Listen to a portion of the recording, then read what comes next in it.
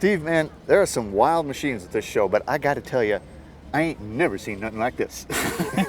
This thing is completely insane. And I saw you tooling around town yesterday. I actually thought it was coal-fired or something. This big black plume coming out. But she's a diesel, right? Oh, yeah.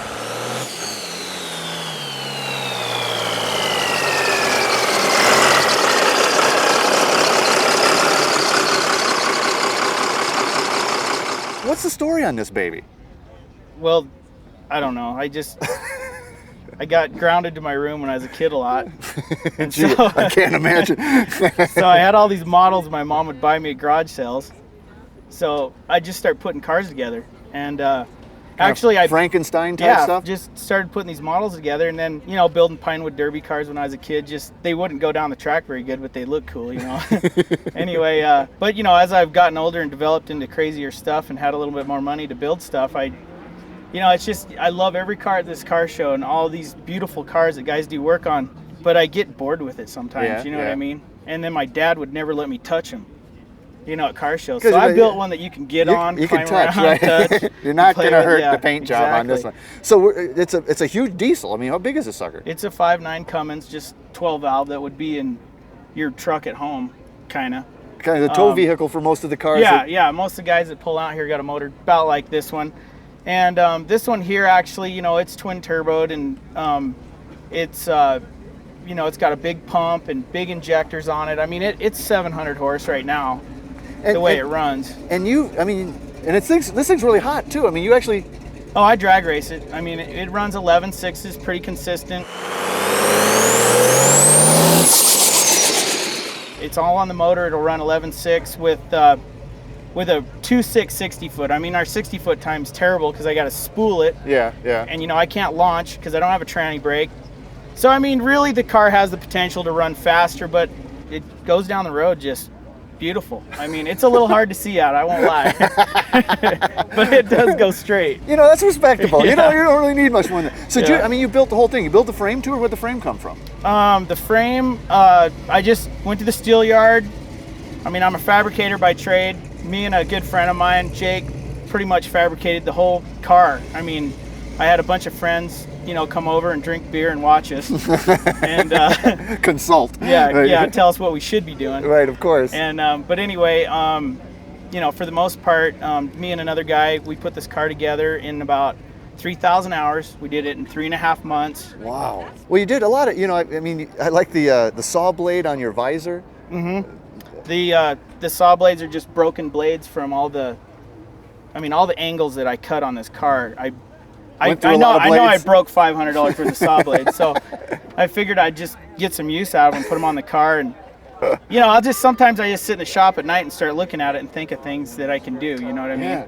Well, you got the saw blade here, and then this is a this is a chainsaw here. Yeah, chainsaw blade chain here. Chains off of combines, and you know, whatever I can get. This is a draper header off a Yeah. Okay. This is off a like swath or you know, the draper inside for a windrow. And so anyway, I was thinking of a top that would fit this car, and I thought, you know, these are about the same size, and they're rugged. When I went and got it, I mean, you know, this fitted exactly perfect. So it was meant to be. Now normally we'd get down, look at the interior, but I'd have to take an elevator down there. You can open her up back here for another look, right? Open it up, sure.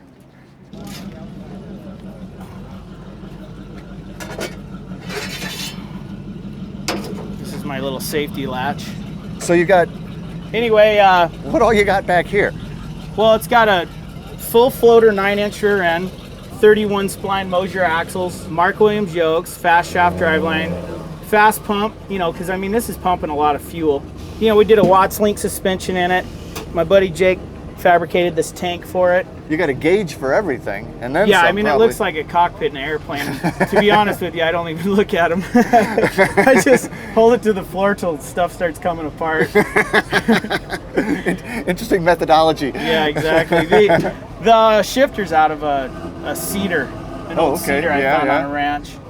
The propane's for the stack. I guess I could light up some propane if you wanted me to. You know, it's built to race. I mean, this car is not underbuilt. I mean, you know, it looks like a pile of crap from the outside, but well, you got a full once roll you cage start looking at it, you know, and the roll cage when we built this is I want to take it to Bonneville one day and run if I could, I would like to run and try to beat the record for the diesel class. And so the roll cage actually is certified for Bonneville. Jeez. So I can run it down there. I mean, I didn't want to have to pull the body off and do it again. So The body was what? The body's a 28 Dodge, and I found it in a yard in Laurel, Montana. Some older people had it, and they wanted to. Well, I was out there on a job, and I asked them if I could buy it from them. So $200 wound up costing me way more by the time I got done with it. Well, then, massive pistons back here from God knows what. Yeah, my friends own a cat junkyard, kind of. They just like a sell D9 or some monster. Yeah, and they had a bunch of stuff left over. I went over and went through all their piston piles, and I found these big pistons. And I thought, I couldn't sleep for 3 days thinking about these.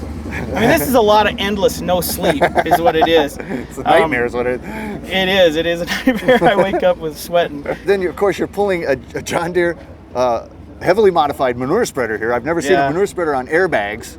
Yeah, it's the you first did it. one, You did I the think, first one. ever. Yeah, it's the first one ever. It's insane. You got muskrat traps here. You got. I mean, these are off of a planter. A corn these are planter. off a corn planter here. That's where the airbags work inside there. The actual axles and everything are off a 3-bottom plow. I mean, I got my rifle in case I got to shoot something. Just in case. You never know. You never know.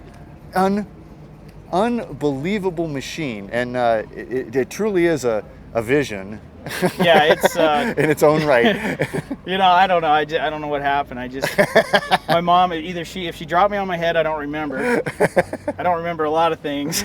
Man, you built the wildest thing that's at this show, though.